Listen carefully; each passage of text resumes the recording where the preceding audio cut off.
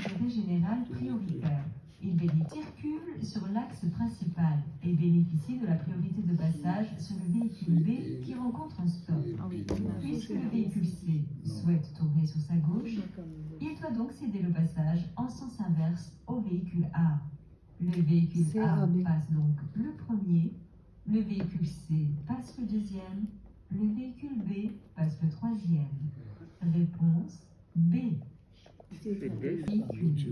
Si un passager majeur n'est pas ceinturé, il encourt une amende, mais pas de perte de points s'il est titulaire du permis, n'étant pas au volant du véhicule. Porter la ceinture sauve des vies. Avant de partir, le conducteur doit s'assurer que tous ses passagers sont attachés. Réponse A. Je porte mon regard au loin et j'adapte mon allure, de manière à conserver ma distance d'arrêt dans la zone de visibilité. En effet, je peux découvrir en sortie du virage un cycliste ou un piéton sur le bord droit de la chaussée au dernier moment. Je dois aussi imaginer la proximité d'une intersection avec d'autres usagers qui eux aussi vont me découvrir au dernier moment.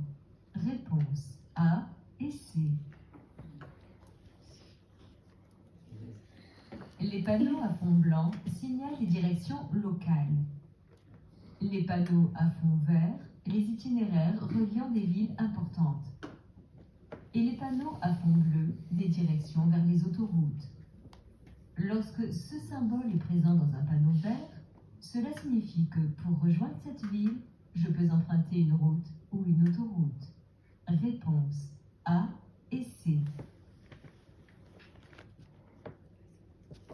Le moteur circule normalement au moment où cette passagère ouvre sa portière sans vérifier derrière elle. Cette inattention aurait pu être lourde de conséquences si le motard avait percuté la portière, chuté ou croisé un autre véhicule à ce moment-là.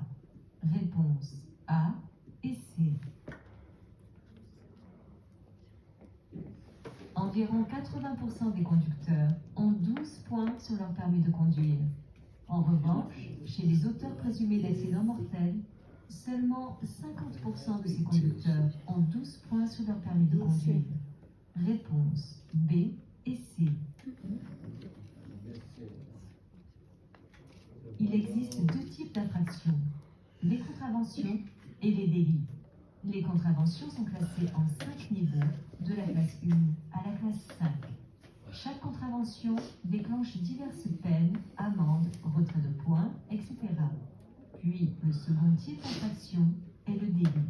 Conduire sous l'emprise de stupéfiants et ou d'alcool constitue un délit qui est puni notamment d'un retrait de 6 points. Mon véhicule peut être confisqué. Réponse A et C. Cette signalisation est implantée lorsque la largeur de la voie ne permet pas à deux véhicules de se croiser en sécurité. Ce panneau m'interdit de m'engager si un usager arrive en sens inverse. Les usagers arrivant en sens inverse rencontrent ce panneau. Réponse A et D. Puisque j'ai passé mon permis de conduire il y a moins d'1 an, je suis donc en délai probatoire.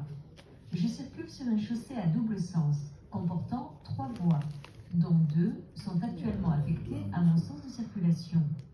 Sur ce type de chaussée, sauf indication contraire, la vitesse est limitée à 90 km/h pour les conducteurs confirmés et 80 km/h pour les conducteurs en délai probatoire.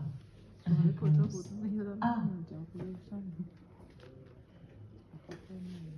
En règle générale, une ligne continue est infranchissable.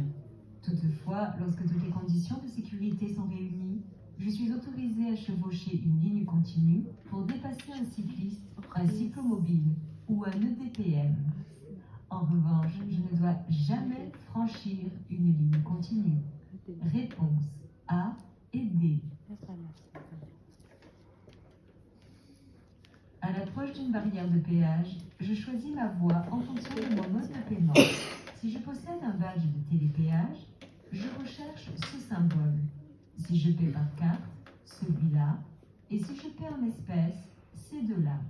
Je tiens compte également de la hauteur de mon véhicule et de sans chargement car il existe des limites de hauteur sur certaines voies. Réponse A et C. En cas de pic de pollution, si je ne respecte pas les limitations de vitesse restrictives, j'encours une amende et une immobilisation du véhicule. Réponse B et C. Lorsque le stationnement est limité avec contrôle par disque, je rencontre ce type de signalisation. Un stationnement unilatéral à alternance semi-mensuelle peut être annoncé par un de ces panneaux. Ici, le stationnement est payant. Réponse B.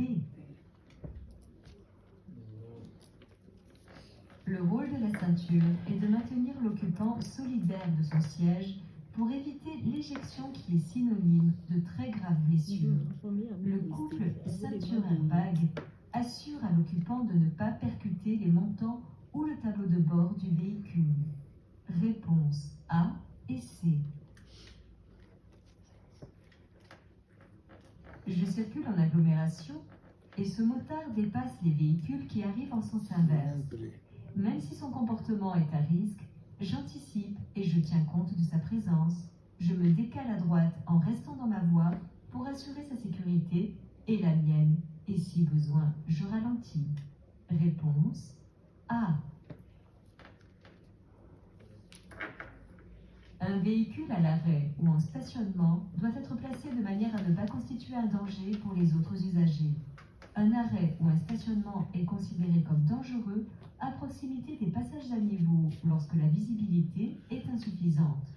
Dans cette situation, je suis passible d'une amende. Réponse A et C.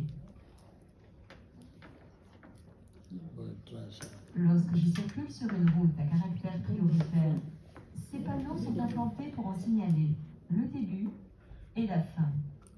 En revanche, ce panneau, priorité ponctuelle, signifie que je bénéficie de la priorité de passage à la prochaine intersection, qui se situe à environ 150 mètres, puisque je circule hors agglomération.